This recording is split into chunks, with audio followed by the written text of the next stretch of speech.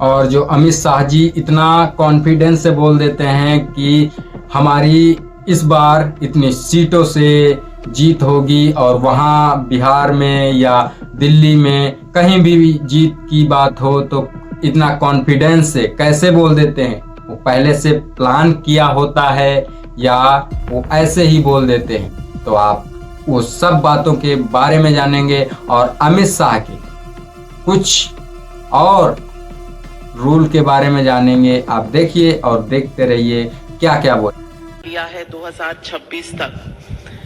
ये पूरे प्लान आप पहले से अपने मन में तय करते हैं, फिर इम्प्लीमेंट करते हैं या जायजा लेते हैं? थोड़ा जनता जानना चाहती है कि आप अपना ये गोल कैसे सेट करते हैं। देखिए नाविका जी, मुझे तो लेगेसी में सब मिला है। नरेंद्र मोदी जी प्रधानमंत्री बने इसके पहले लगभग 30 साल से वामपंथी उग्रवादी क्षेत्र, जो नक्सल प्रभावित क्षेत्र था, वो उत्तर पूर्व, नॉर्थ ईस्ट और कश्मीर, ये तीनों क्षेत्र एक प्रकार से बहुत गंभीर प्रकार की अशांति में घिरे हुए थे। ढेर सारे सेपरेटिस्ट ग्रुप थे, ढेर सारे हथियारी ग्रुप थे। मैं अब तक की बात करूं तो तीनों क्षेत्र में होकर लगभग 16,000 युवा हथियार छोड़कर मेन स्ट्रीम में आए हैं। वो 10 साल पहले 16,000 लोग हथियार लेकर, ऑटोमेटिक वेपन लेकर एक क्षेत्रों में घूमते थे। तो स्वाभाविक रूप से इस देश का गृह मंत्री कोई भी बनता है तो इसकी पहली ड्यूटी होगी कि एक क्षेत्र को हमेशा के लिए शांत और विकसित क्षेत्र बनाना। और नरेंद्र मोदी सरकार की ये प्रायोरिटी है, प्रधानमंत्री जी की ये प्रायोरिटी है, तो ऑटोमेटिकली मेरी भी प्रायोरिटी बन जाती है।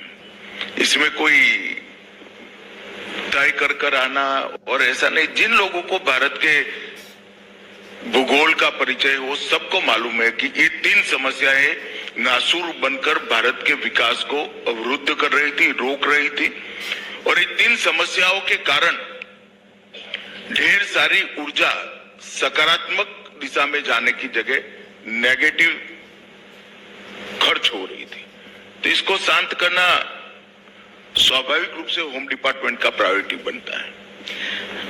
अमित शाह जी, आप चुनाव इस तरह से लड़ते हैं जैसे विपक्ष तय ही नहीं कर पाता कि आपने किया क्या। 3 चुनाव आपने हाल ही में जीते, महाराष्ट्र, हरियाणा, दिल्ली का चुनाव। अब आपने कह दिया है कि बिहार, बंगाल, सब जगह आप आने वाले हैं, और आपने तो कल पार्लियामेंट में कह दिया कि 15-20 साल तक किसी का कोई चांस ही नहीं है।